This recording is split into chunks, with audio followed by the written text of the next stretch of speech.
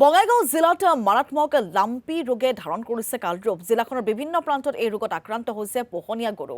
বিশেষকৈ চলন্তাপাৰা, কটাহবাৰী, ঘিলাগুৰি, বালাপাৰা, কাৱৈতৰী, খোৰাগাঁও আদি অঞ্চলত বৃদ্ধি পাইছে এই ৰোগৰ প্ৰাদুৰ্ভাৱ।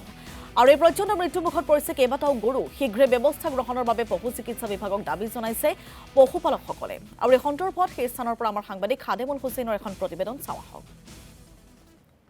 হয়, নিশ্চিতভাৱে আপুনি ইতিমধ্যে উল্লেখ কৰিছে যে ৰাজ্যত উদ্বেগজনকভাৱে বৃদ্ধি পাইছে লাম্পি আৰু FMD ৰোগত। বিশেষকৈ এই দুইবিধ ৰোগে বিশেষকৈ পশুধনৰ ক্ষেত্ৰত হয়, বিশেষকৈ গধন আৰু ছাগলীৰ ক্ষেত্ৰত এই আক্ৰান্ত অধিক হোৱা দেখিবলৈ পোৱা গৈছে। আৰু মই এই মুহূৰ্তত উপস্থিত আছোঁ যোগীঘোপাৰ চলন্তাপাৰা ৰাজ্যিক পশু চিকিৎসালয় যিখন আছে সেই চিকিৎসালয়খনত এই মুহূৰ্তত মই উপস্থিত আছোঁ। আৰু ৰাতিপুৱাৰ ভাগৰ পৰা স্থানীয় বিশেষকৈ যিসকল কৃষক আছে কৃষকসকলে বিশেষকৈ পশুধন এই মুহূৰ্তত লৈ অহা দেখিবলৈ পোৱা গৈছে। আৰু মোৰ সতীৰ্থ সহযোগে এই মুহূৰ্তত এই দৃশ্যাৱলী দেখুৱাইছে যে এই গধনটোক বিশেষকৈ ছালত বিভিন্ন ধৰণৰ ৰোগত আক্ৰান্ত হৈছে। বিশেষকৈ ইয়াক লাম্পি এই বেমাৰৰ যি চিমটম সেই চিমটম দেখা দিয়া বুলি ইতিমধ্যে আমি গম পাইছোঁ। আৰু এই মুহূৰ্তত এটা কথা উদ্বেগজনকভাৱে এটা কথা উল্লেখ কৰিব লাগিব যে বঙাইগাঁও জিলাত 9খনকৈ ৰাজ্যিক পশু চিকিৎসালয় আছে। আচৰিতজনকভাৱে 5খন ৰাজ্যিক চিকিৎসালয়ত চিকিৎসক নাই। তাৰ বিপৰীতে কিন্তু ক'ব লাগিব ইয়াত বিভিন্ন তৃতীয় আৰু চতুৰ্থ বৰ্গৰ কৰ্মচাৰী এই মুহূৰ্তত চলাই থকা দেখিবলৈ পোৱা গৈছে। দাদা, আপুনি মোক দেখা পাইছোঁ যে আপুনি পশুধন লৈ আহিছে, কেনেধৰণৰ? তাৰমানে কথা হ'ল কি, আমাৰ এটত অঞ্চলৰ ভিতৰত মানে মোটামুটি কৃষিজীৱী অঞ্চলৰ পশুধনৰ একমাত্ৰ চিকিৎসাৰ কেন্দ্ৰ মোটামুটি এই চলন্তাপাৰা পশু চিকিৎসালয়খন।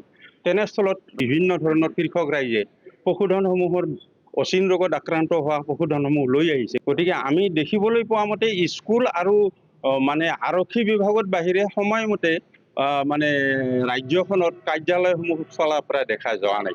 স্থানীয় ইয়াত চিকিৎসকে নাই, সেইখন আঢ়াই মাহ ধৰি চিকিৎসকে নাই। আপোনালোকে কি ধৰণৰ চিকিৎসা পাব? নাই, এইটোতো এতিয়া যোৱাকালিৰ পৰা আমি যোগাযোগ কৰি আছোঁ। আমাৰ মানে পশুধনসমূহৰ বিভিন্ন ধৰণৰ বেমাৰ হৈছে, কিন্তু যোগাযোগৰ ক্ষেত্ৰতো মানে আমি ফেইলাৰ হৈ গৈছোঁ। আৰু এতিয়াতো আমি চিকিৎসালয়ত আহিও এতিয়ালৈকে আমি কোনো ধৰণৰ সঁহাৰি পোৱা নাই।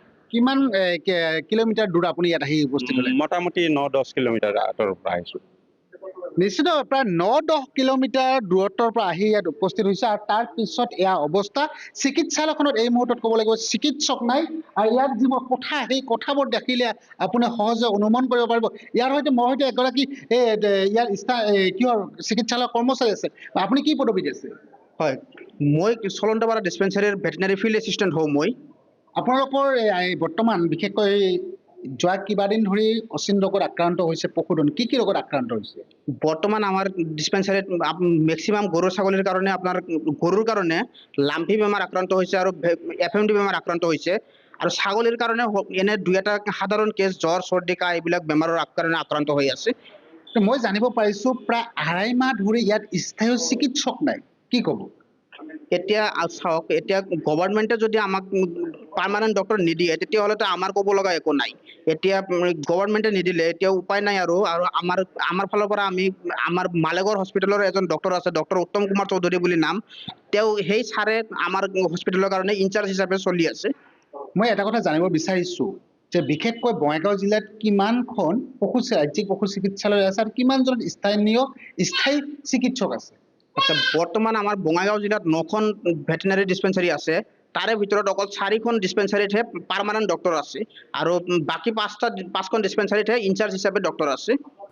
নিশ্চিতভাৱে মই বাহিৰৰ দৃশ্যাংশ দেখুৱাব বিচাৰিছোঁ যে এই মুহূৰ্তত কিন্তু অচিন ৰোগত আক্ৰান্ত হৈছে পশুধন। আৰু এই মুহূৰ্তত দেখিবলৈ পোৱা গৈছে ৰাতিপুৱাৰ ভাগত এই ধৰণে যিসকল পশুপালক আৰু কৃষক আছে, এই কৃষকসমূহ ইয়াত গধনৰ লগতে ছাগলী বা বিভিন্ন পশু ইয়াত লৈ আহে, কিন্তু ইয়াত চিকিৎসাৰ পৰা বঞ্চিত হ'ব লগা হৈছে। কাৰণ এটা কথা উল্লেখ কৰিব লাগিব, প্ৰায় আঢ়াই মাহ ধৰি এই চিকিৎসালয়খনত স্থায়ী চিকিৎসকৰ অভাৱ।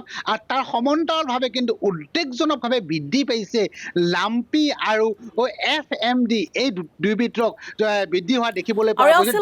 সাংবাদিক খাদেমুল হুছেইনৰ এখন প্ৰতিবেদন।